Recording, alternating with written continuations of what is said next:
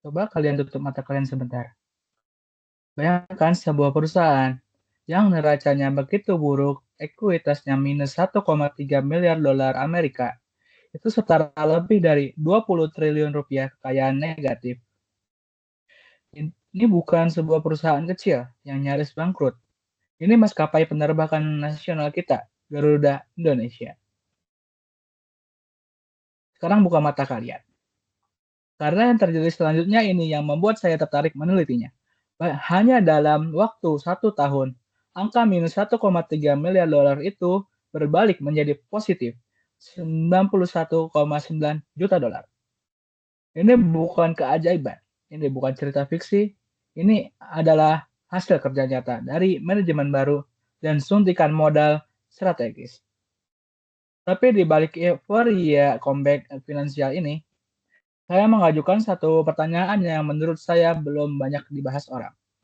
Kalau neracanya sudah pulih, apakah dapur digitalnya, sistem, dan teknologinya sudah siap menopang kebangkitan ini?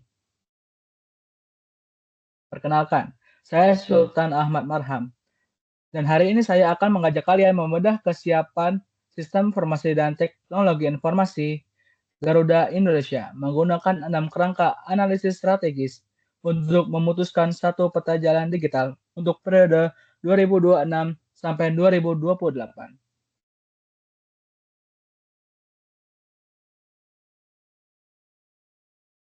Sebelum kita masuk lebih dalam, saya berikan gambaran singkat perjalanan kita hari ini, supaya kalian tahu kemana arah presentasi ini. Kita akan mulai dari konteks dan permasalahan bisnis. Apa sebenarnya sedang terjadi di Garuda? Lalu kita lingkup ke lingkungan eksternal. Apa yang menekan mereka dari luar?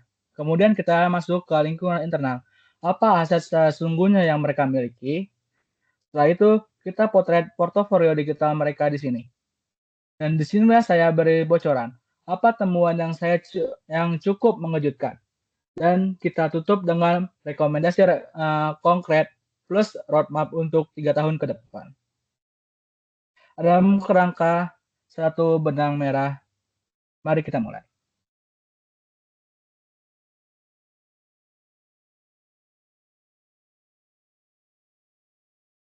2025 adalah titik balik bagi Garuda Indonesia. Dan saya tidak menggunakan kata titik balik secara berlebihan. Di bawah manajemen baru, dengan strategis bernama Geared Up to Elevate dan disuntikan modal oleh Danantara selaku pemegang saham mayoritas, ekuitas mereka berbalik dari negatif 1,3 miliar dolar menjadi positif 91,9 juta dolar. Bayangkan, itu seperti seorang yang tenggelam dalam utang, lalu dalam 1 tahun berhasil keluar dari lubang itu dan mulai punya tabungan lagi.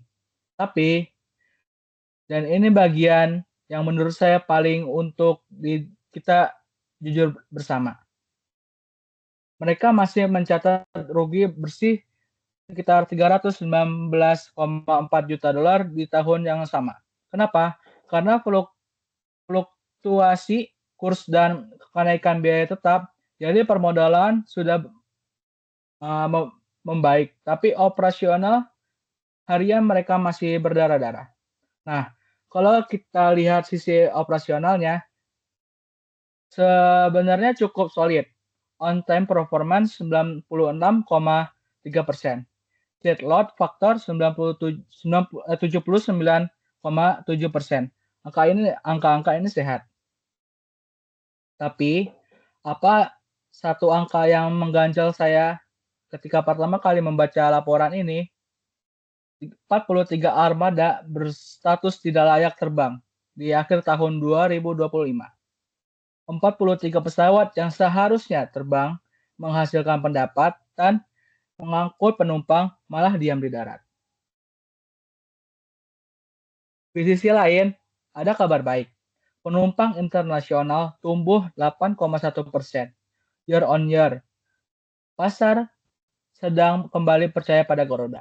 Jadi kalau saya rangkum, modal membaik, operasional cukup sehat, pasar mulai kembali, tapi ada 43 pesawat yang menganggur dan kerugian ratusan juta dolar di balik angka-angka yang mulai membaik ini. Ada satu pertanyaan besar yang menurut saya belum terjawab oleh siapapun.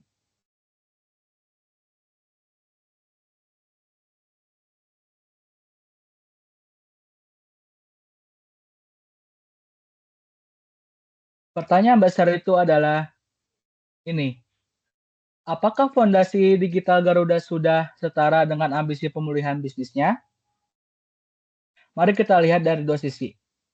Di luar Garuda berhadapan dengan harga Aitur yang naik turun tak menentu, dan maskapai low cost carrier yang agresif, termasuk ironisnya anak usaha sendiri, Citylink, bayangkan bersaing dengan tim dari klub sendiri.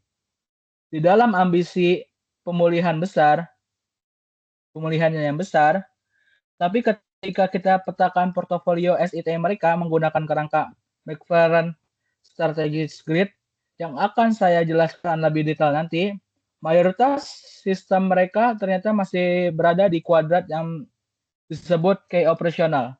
Artinya apa? Sistem-sistem ini sekadar menjaga roda tetap berputar, bukan mendorong.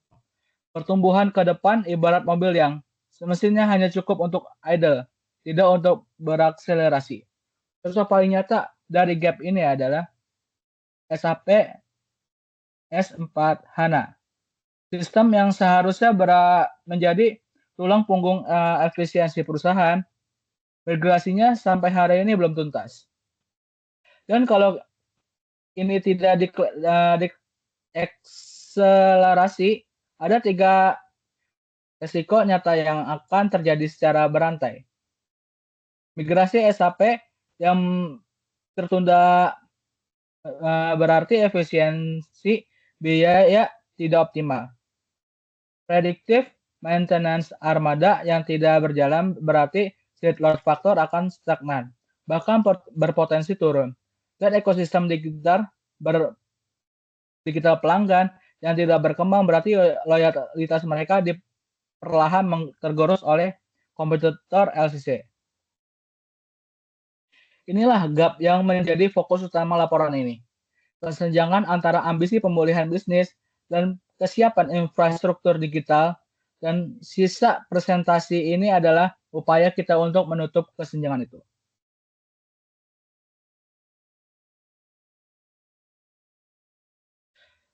Untuk memahami masalah ini secara sistematis, kita harus mulai dari luar. Kita pakai kerangka PESTEL, politik, ekonomi, sosial, teknologi, lingkungan, dan legal. Saya tidak akan membaca ke-6 poin ini satu persatu ke kalian, itu akan membosankan, dan slide ini sudah menampilkan menamikalnya. Tapi saya ingin menyoroti 3 yang menurut saya paling punya cerita. Yang pertama dari sisi ekonomi. Ingat, rugi 319,4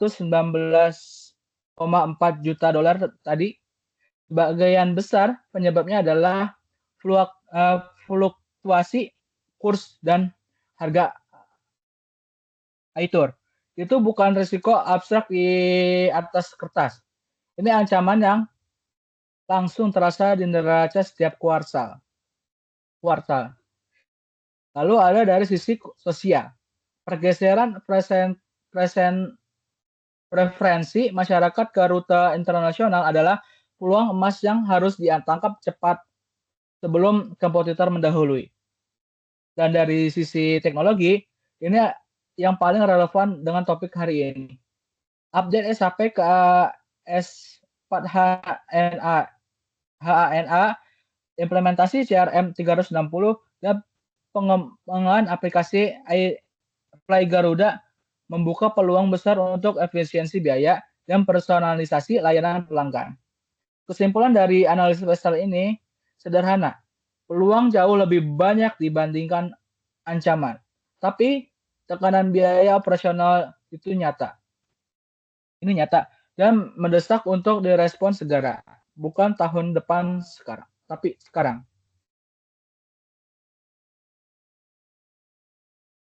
Kalau Pascal tadi bicara soal makro, lingkungan besar di sekitar Garuda, Quarter 5 Force bicara soal medan tempur langsung yang mereka hadapi setiap hari. Dari 5 kekuatan yang dianalisis, Ada dua yang levelnya tinggi, dan keduanya berhubungan langsung. Pertama, persaingan industri, Lion Air, Air Asia Indonesia, Super Airjet, dan lagi lain. Ironisnya, Citylink, anak usaha Garuda sendiri, yang justru ikut bersaing head-to-head di segmen LCC. Kedua daya tawar pemasok, keterlambatan pengiriman, armada dari Boeing dan Airbus, ditambah kapasitas MRO, pesawat-pesawat global yang terbatas. Dan inilah yang menarik. Ini akar masalah dari 43 armada yang menganggur tadi. Bukan sekedar masalah internal Garuda, tapi konsekuensi dari rantai pasok global pesawat yang sedang tertekan di seluruh industri. Untuk daya tarik pembeli, ceritanya lebih bervariasi. Penumpang leisure yang liburan sangat sensitif harga. Gampang pindah ke maskapai lain demi selisih Rp100.000. Tapi penumpang korporat dan premium relatif lebih loyal berkat program GA Miles. Catat poin ini baik-baik. Ini akan nyambung langsung ke salah satu rekomendasi kita nanti.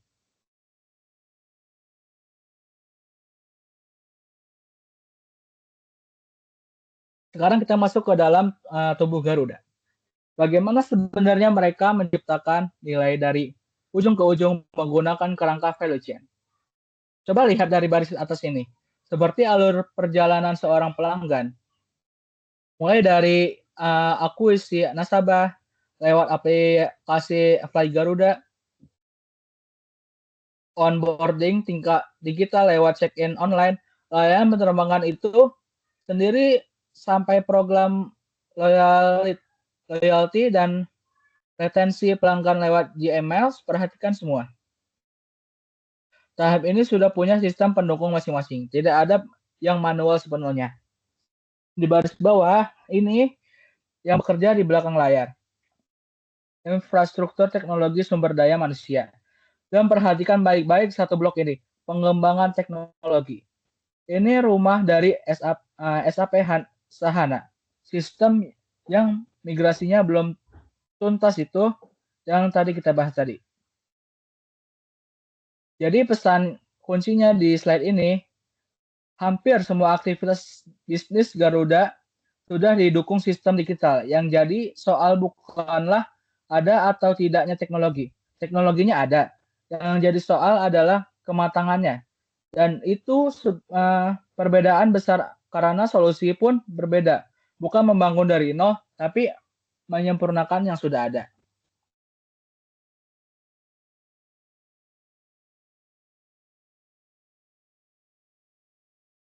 Sekarang saya ingin membawa kalian ke salah satu temuan yang paling menarik dari seluruh analisis ini.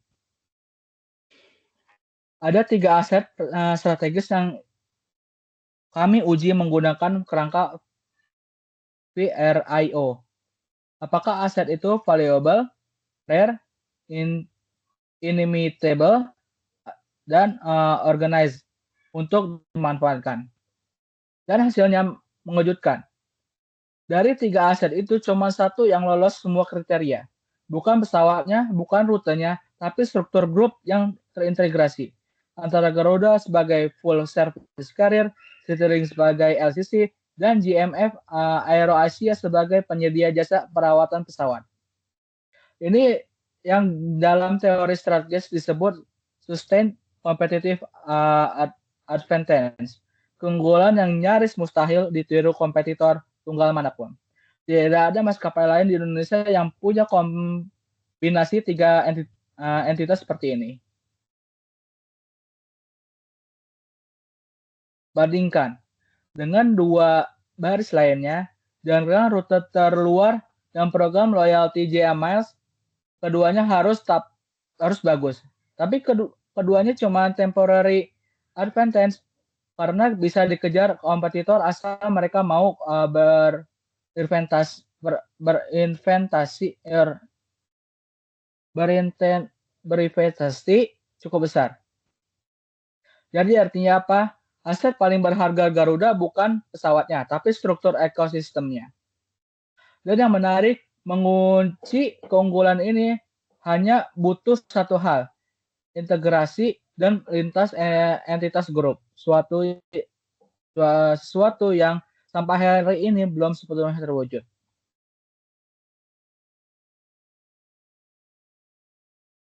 Sekarang kita sampai di titik kunci dari seluruh analisis hari ini. Memotret portofolio SITI Garuda saat ini menggunakan McLaren Strategic Grid di kuadrat strategik, sistem yang langsung mendorong pertumbuhan dan diferensiasi cuman ada dua, Fly Garuda dan CRM 360. Ini kanal utama pendapatan digital mereka. Di kuadran high potensial, sistem yang berpotensi besar tapi belum matang, seperti SAP Sahana yang migrasinya belum kelar, ironisnya justru sistem inilah yang paling berpotensi menjadi tulang punggung efisiensi operasional Garuda ke depan. Ini terjebak di antara janji dan realisasi. Sisanya 3 sistem di operasional dan 1 di support. Terkadang menjaga roda operasional harian tetap berputar, penting tapi tidak strategis. Inilah gap yang menjadi dasar seluruh rekomendasi strategis yang akan saya sampaikan setelah ini. Kita sudah tahu di mana masalahnya, sekarang mari kita bicara soal solusinya.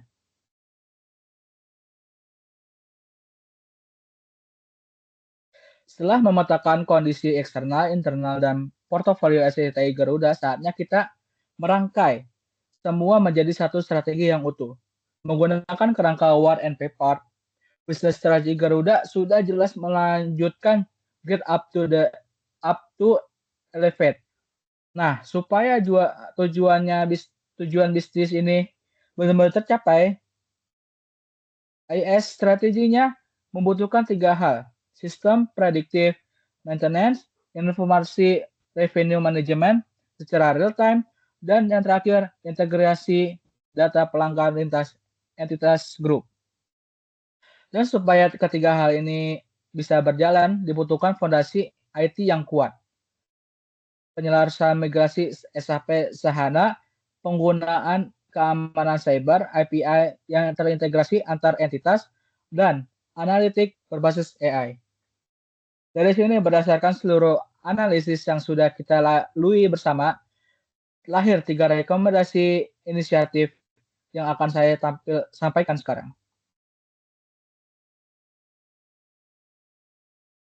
Ini dia, 3 rekomendasi inisiatif prioritas yang menjadi jantung dari seluruh presentasi ini.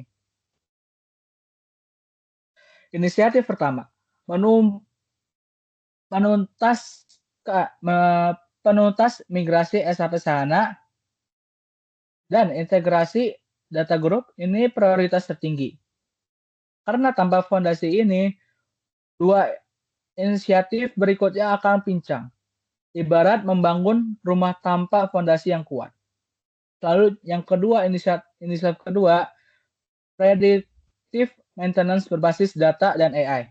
Ini jawaban langsung untuk 43 armada yang menganggur yang saya sebut di awal presentasi tadi.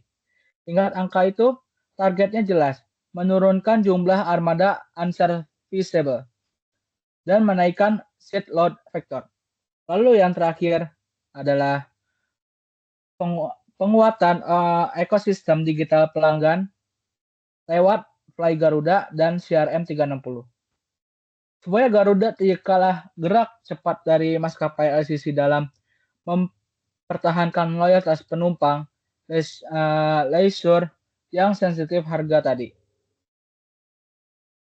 Dan yang paling penting untuk kalian ingat, ketiganya bukanlah pilihan, bukan menu yang bisa dipilih satu-satu. Ketiganya adalah satu paket yang saling menopang. Mengajarkan satu tanpa dua lainnya sama saja seperti membangun rumah dengan hanya satu dinding berdiri.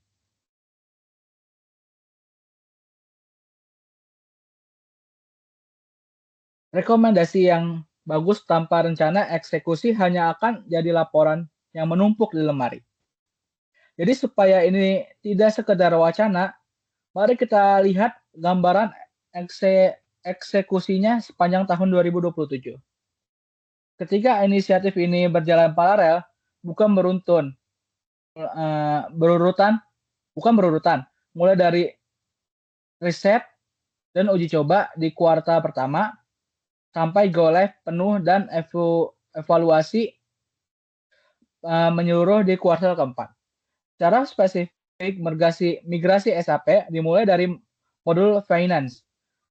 Bagian yang paling kritis untuk efisiensi biaya, predictive maintenance dimulai dari pemasangan sensor IoT di armada dan ekosistem digital pelanggan dimulai dari riset kebutuhan penggunaan Fly Garuda dan CRM 360. Kata kuncinya di sini adalah paralel. Ini bukan pilihan desain semata. Ini menunjukkan urgensi. Garuda tidak punya waktu untuk mengerjakan ketiganya satu persatu secara berurutan. Kompetitor tidak akan menunggu.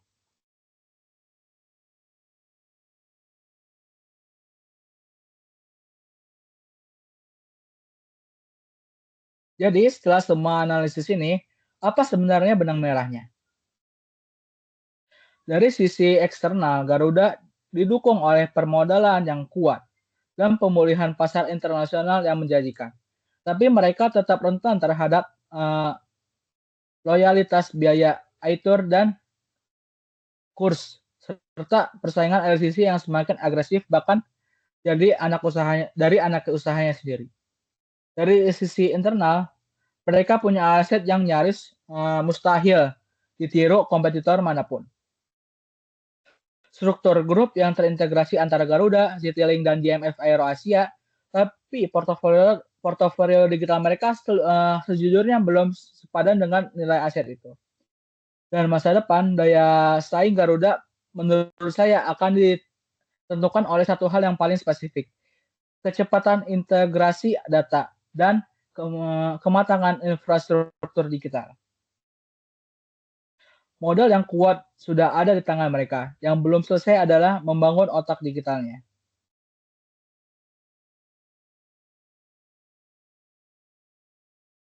Sebagai penutup, saya ingin mengajak kalian kembali ke pertanyaan yang saya ajukan di awal presentasi ini. Pada akhirnya, pemulihan kinerja Garuda Indonesia tidak akan tercapai hanya dengan dukungan permodalan semata. Di tengah persaingan industri penerbangan yang semakin ketat, percepatan integrasi data dan kematangan infrastruktur digital akan menjadi faktor penentu keberhasilan transformasi grid up to elevate ini. Separuh serta pemulihan Garuda ada di neraca keuangan, separuh lainnya ada di ruang server. Terima kasih atas perhatian kalian.